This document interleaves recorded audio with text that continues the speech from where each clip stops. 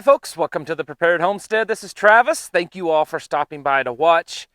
Today, I want to talk about some things that aren't really related. Kind of try to put it all into one video. The first one is CMEs, coronal mass ejections. We'll get to that in a minute, so stay tuned for that. And the next are kind of together EMPs and the Chinese threat.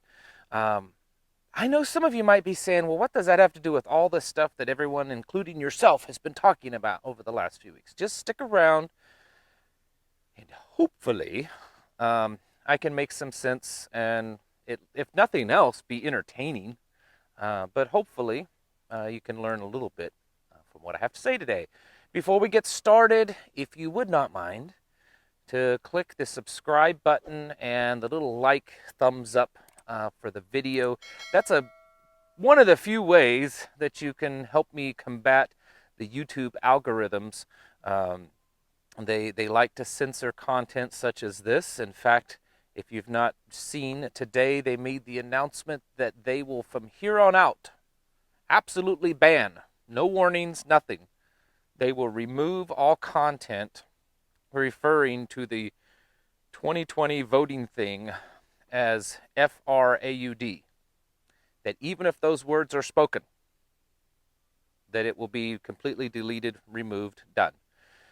So I know some of you saying, well, why are you still on YouTube? Well, I post stuff on other hosting sites too, but there's a lot of people here on YouTube, a lot of viewers, and so I'm trying to reach as many people as I can while it's still available. All right, so the CME. Now, I mentioned it yesterday in yesterday's video, just kind of briefly, and most everyone that commented on it, there wasn't a lot of comments, but most everyone didn't even know either what a CME was or what I was talking about, but that there's one that's happened. So as briefly as I can, I will try to explain it. Now, I want to let you know, I am no expert on this kind of stuff. Most of the deep science and of really understanding solar activity and stuff is a little bit above my IQ level. So don't take my word for it. Do your own research. There are some credible sources on YouTube and other places that you can find a good information on what's going on. But apparently a day or two ago, the sun had a coronal mass ejection. Now, to back up a little bit further, for those of you that have been following the grand solar minimum and understand that the sun's going through cyclical, changes every 11 years, it goes through a cool down period, which is a solar minimum, and then ever so many decades, the sun goes through a grand solar minimum, which is where that solar minimum activity lasts for a much longer period of time, and we are in that right now, a grand solar minimum. What happens in a grand solar minimum is reduction of radiation activity, slightly cooling of the surface, so that there's not as many like solar flares, but what happens is it kind of builds up, and when they do happen, they're a lot bigger. So CMEs, which is an ejection of the inside of the corona out into outer space, is more likely to happen during a grand solar minimum. So this is something we've all been, those of us that follow this, been aware of, that this could happen, and one has happened. To the best of my knowledge, again, I'm no expert, so don't take my word for this. To the best of my knowledge, this one is more than nothing, but not big enough of an event to cause great catastrophic end of, the world as we know it, apocalyptic event. Apparently, there's not expected to be any type of frying of the electric grid because of this CME. It's not powerful enough to do that. But what does seem to be happening, and there's a couple of waves coming at us. The first one should hit tonight, which no one's really expecting too much to happen tonight. Then the second wave, which is the more major one, apparently is going to hit sometime tomorrow, and that's the one that they believe is going to cause some electromagnetic storms, could interfere with flight controls of airplanes. So if you're planning on flying in the next 24 to 48 hours, you might want to reconsider that. They're saying that could disrupt satellites, GPS systems, PlayStation networks. I've never played a PlayStation, so I'm not really sure what that is.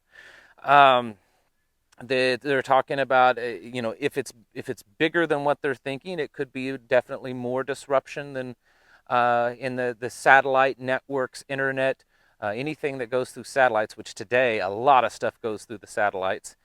Um, it could cause solar fires to flare up. Transformers, electrical transformers could burst into flames. It's possible. It could cause some computer systems to reset. If you have a security system on your house, it may go off. It could cause that to go off. It could cause seismic activity.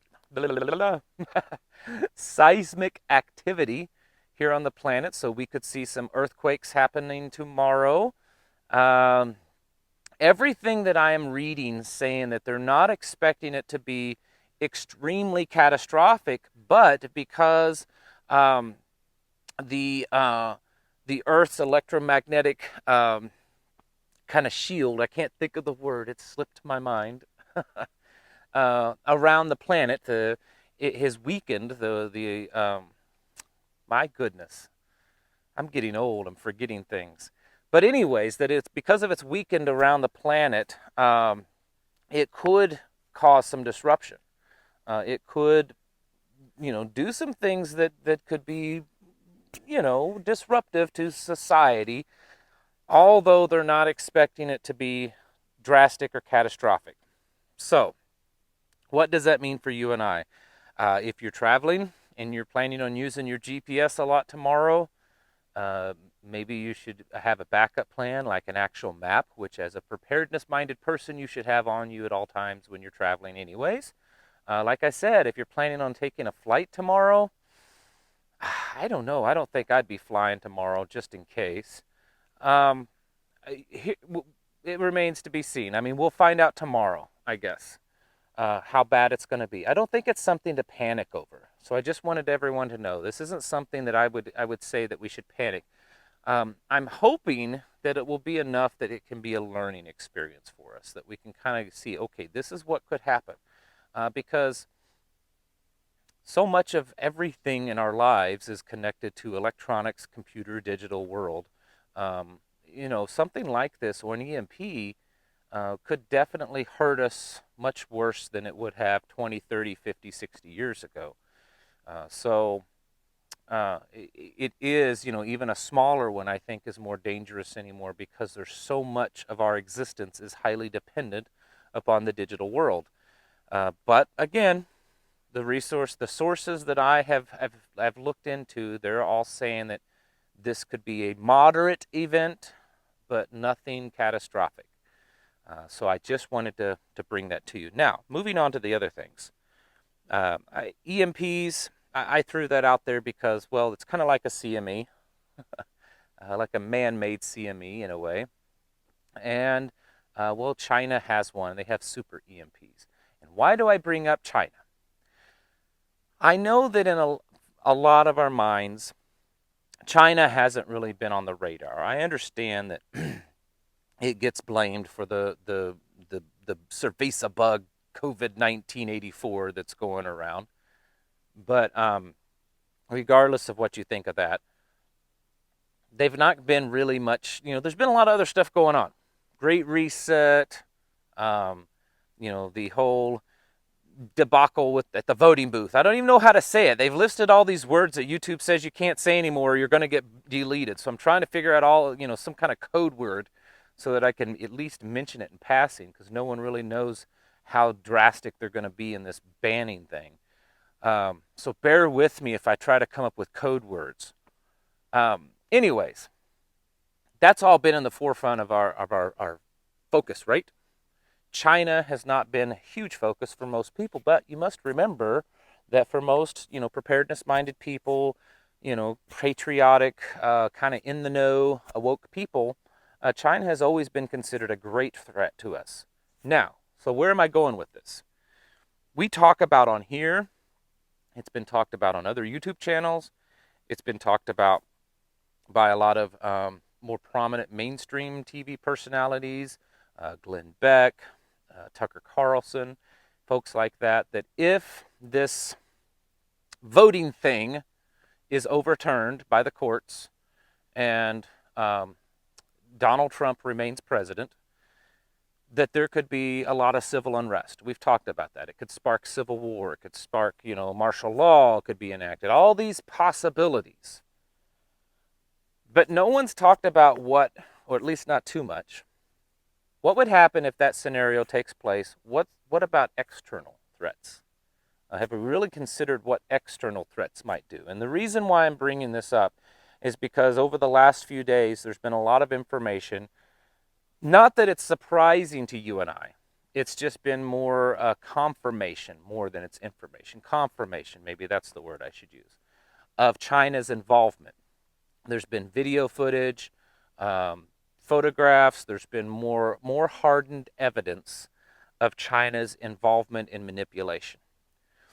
So it's obvious that they want the election to go a certain path. They want it a certain way. They've put a lot of effort, it seems, for it to end up being a certain way. And if it doesn't end up the way they want it, how's that going to be? If they're so determined to have an outcome the way they want it, and it ends up getting overturned, will they react?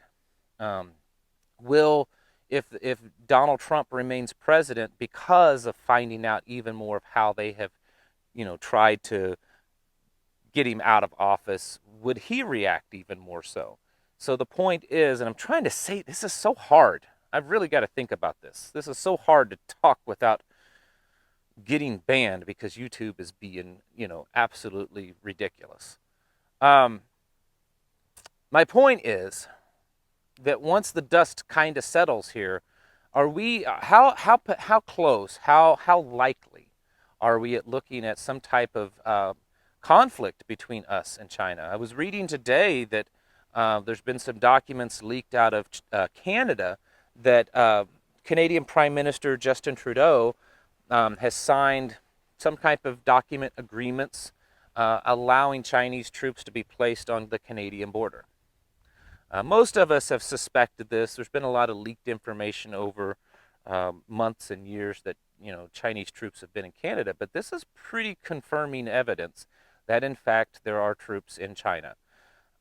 There's been a lot of stuff over the last few years, but I'm just trying to narrow it down in the last few months, indicating that China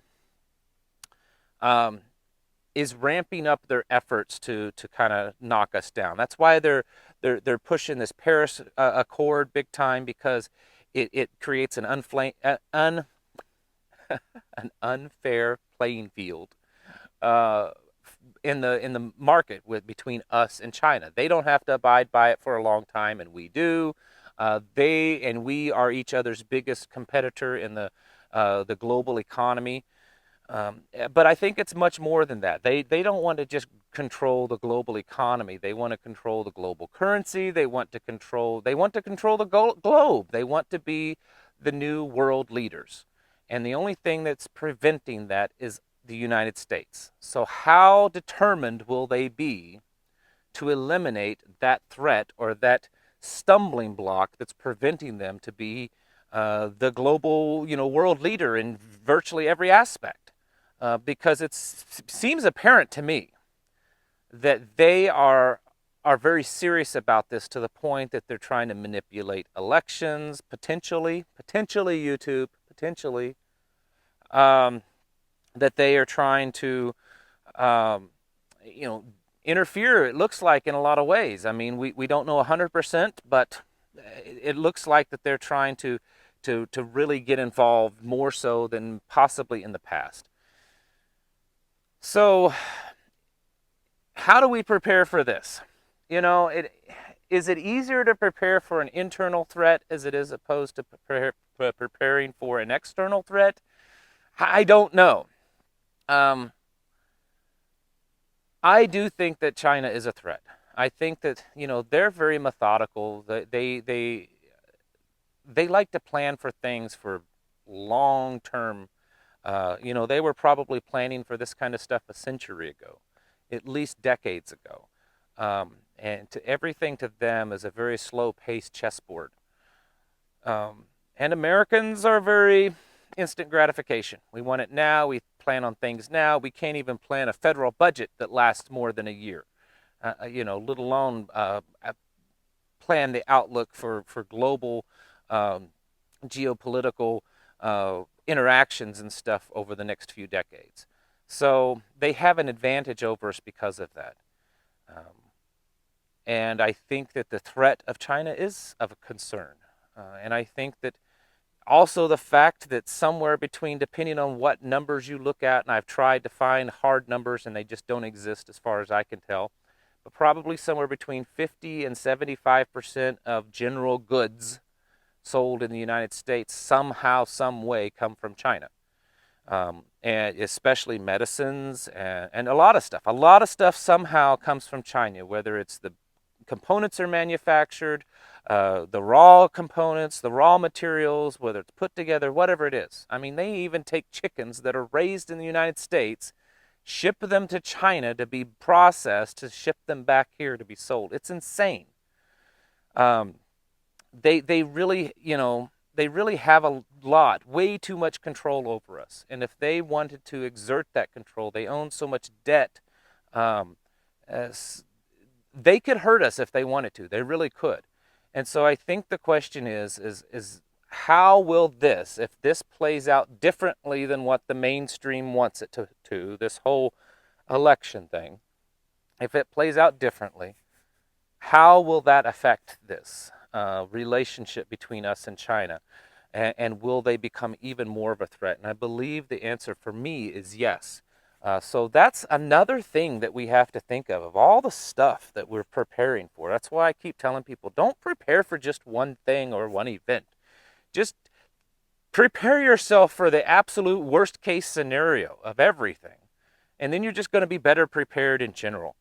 I think that's just in the end the best thing that we can do is just prepare for the worst, absolute worst, hope for the best, prepare for the worst, and if we're lucky, we'll get something in between. All right, let me know what you think about the whole China thing, of how, if this election flips around, then how do you think that it's going to affect us in China, and do you think that they're going to do anything?